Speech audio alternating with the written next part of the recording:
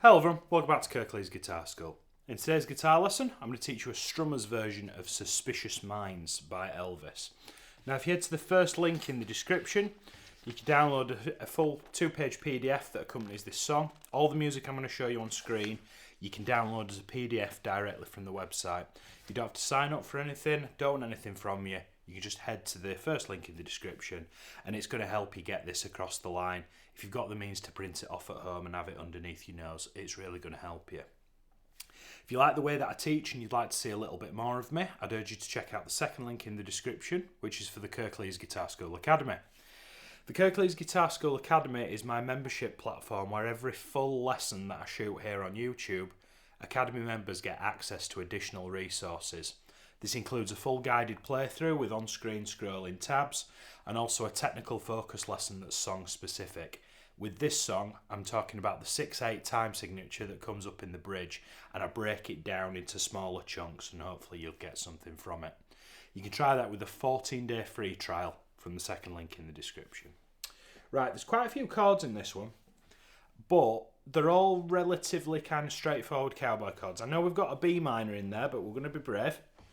And I'm specifically playing this B minor like this. I call this the Pinball Wizard B minor. If you want to do the bar, be my guest, but for whenever I'm playing kind of strumming, kind of acoustic style songs, I'll play it like that. Now, like I said, this is a strummer's version. A lot of people think of Suspicious Minds and think of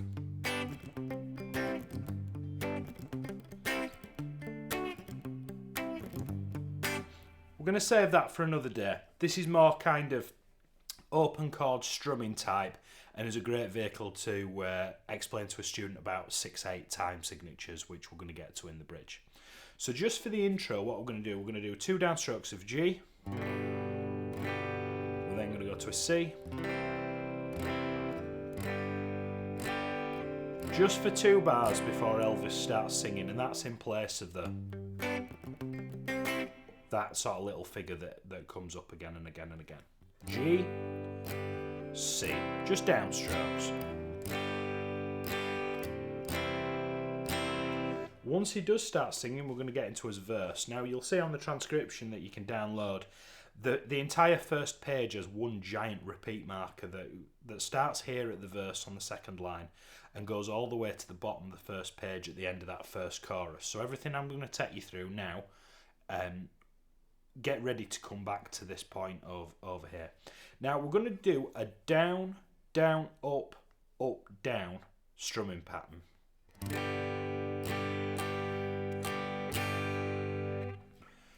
Down, down, up, down. Pause the video, get that under your fingers. Down, down, up, down. And see how I've put those little things that look like staples indicate a downstroke, and the little V indicates an upstroke. This pattern we're going to play for the vast majority of this song today. 2 bars of G, and then we'll go to C.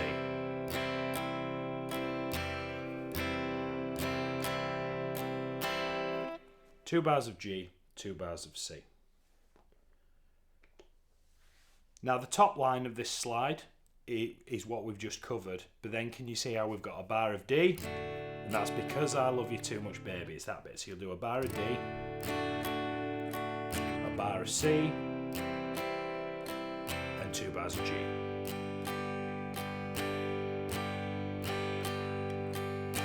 So we're going to try all 8 bars that are on screen now. I'll count you in. All 8 bars starting from up here.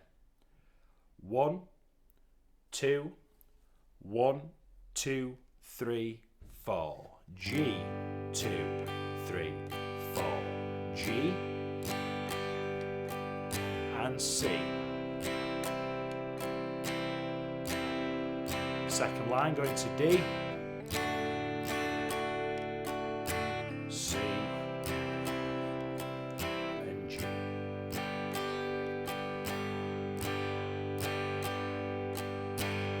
Pause the video and get that under your fingers. Now what's going to happen, that's going to be repeated again I say it's going to be repeated again, pretty much the same thing. We're going to do it again, apart from, look at the last 2 bars of this slide. Now we've got this kind of walk down where we're going to go to downstroke. So I'm looking on the second row down here where it says D. After we've played the 6 bars that are on screen, that are just a sort of reiteration of what we previously spoke about, we're going to go D, C, B minor, D. And again, you can use the bar chord or you can use the Pinball Wizard B minor. I don't care which way you do it. As long as it sounds clean, I'm not bothered how you get there. But crucially, the bass does this. Does this kind of like walk down.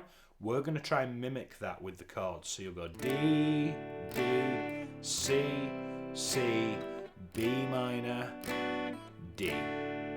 Now that D chord's been put there on purpose because that's called a perfect cadence. We're going to go to a G chord next, and it's going to sound really harmonious and really lovely. So far we've talked about the intro and the verse, and you'll know that you're coming to the end of the verse because you've got that D.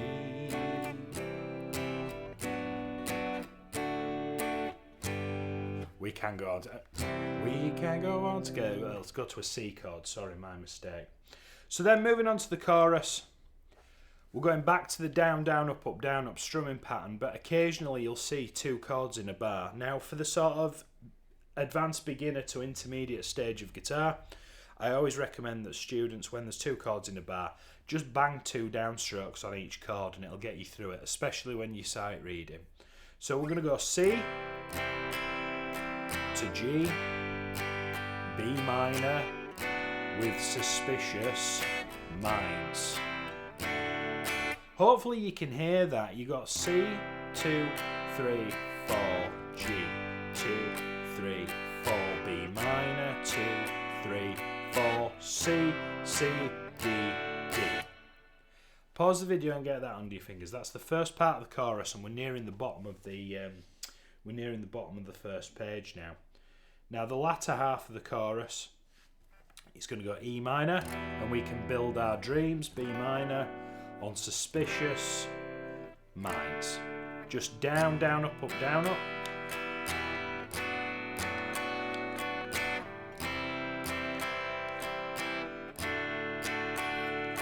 Now you remember me saying that we had to go back to pretty much the top of the page. This repeat marker here is at the bottom of the first page. If you print off the PDF that I've provided, you're now going to go all the way back up to the verse and start again. And you'll play it right through until you run out of runway on the first page. Upon moving to the second page, we're going to get to what I've dubbed the midsection. A lot of people will call this a middle 8, but I didn't want to call it a middle 8 because a middle 8 traditionally has 8 bars and this has 16. Is it 16 or is it 12? Anyway, doesn't matter. But point being, I want you to sort of get this first page under your fingers first, and then this second page is a whole lesson in itself. Now the time signature changes in this. Let me show you what I mean. So can you see the 2 numbers stood on top of each other over here? That 6 and that 8 stood on top of each other. Now they're called the time signature, and that basically tells us what to count to. In this case, it would be 6, 8. Now I'll go into this in the technical focus for the Academy members, where I'll do a proper breakdown on what this actually means, but I'll give you the cliff notes. Basically, instead of counting 1, 2, 3, 4, 1, 2, 3, 4, it's almost kind of got a little bit of a bounce to it. It'll go 1, 2, 3, 4, 5, 6, 1, 2, 3, 4, 5, 6. It's picked up momentum a little bit, but it kind of has this. Think of something like House of the Rising Sun.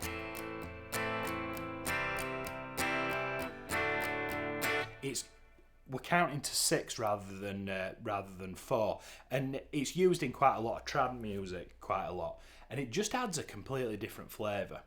Now, the 6 and the 8, the 6 on the top denotes how many we're counting to.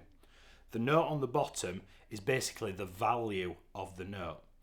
Now, so far in the very beginning of this piece, 4 4. This is at the very top of page 1.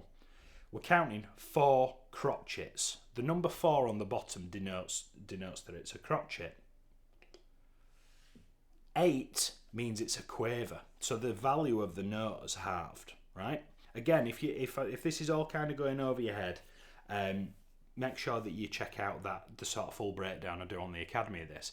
But basically, the notes last half as long, and we're counting to 6. So you get this.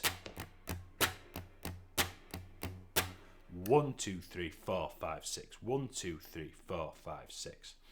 Now what we're going to do here is we're going to just strum each chord twice before we move on to the next one. Now, if you split the bar up, we're going to play 2 equal strums. So if we were in 4/4, we'd strum on beat 1 and beat 3, chopping the bar in half. When we're doing that in 6/8, we're going to each strum's going to last for 3 beats, but for 3 quavers. So I'm going to go 1, 2, 3, 4, 5, 6. 1, 2, 3, 4, 5, 6. 1, 2, 3, 4, 5, 6. 1, 2, 3, 4, 5, 6. And it's kind of got this, it's almost like a bit of a waltzy type rhythm. And this is going to continue right through the entire midsection. Can you see? That top line is is my previous slide. It basically repeats in the middle line, and then on the bottom you're going to play two beats of G, 2 beats of C. I say beats, should say strokes really if we're being technical.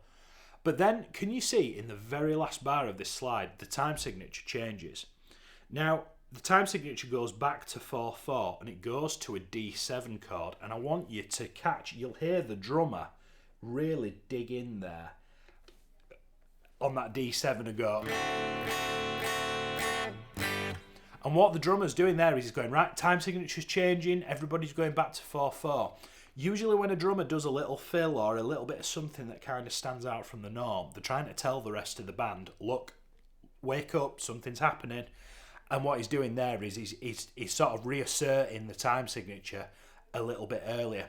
So what we're going to do there is, if I go from the top, from that E minor at the top, you'll go E, 2, 3, 4, 5, 6, B, 2, 3, 4, 5, 6, C, 3, 4, 5, 6, D, 2, 3. Round again, E, B, C, D. Bottom line, G, C,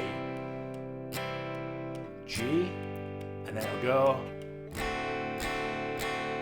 Now it's a little bit jarring going to that, and I don't know if the microphone up here will pick this up, but when I'm playing things in funny time signatures, and I've got time on my time on my hands, sitting on my hands a little bit, I'll tap on the scratch plate of the guitar.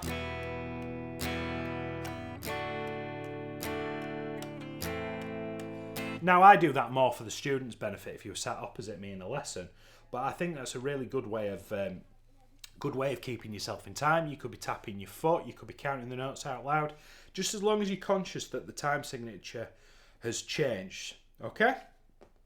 Now, after you've gone to that D7, we're going to go to quite possibly the longest part of the song, which is the ending. Now, the ending is basically it's a loop of the first 8 bars of the verse.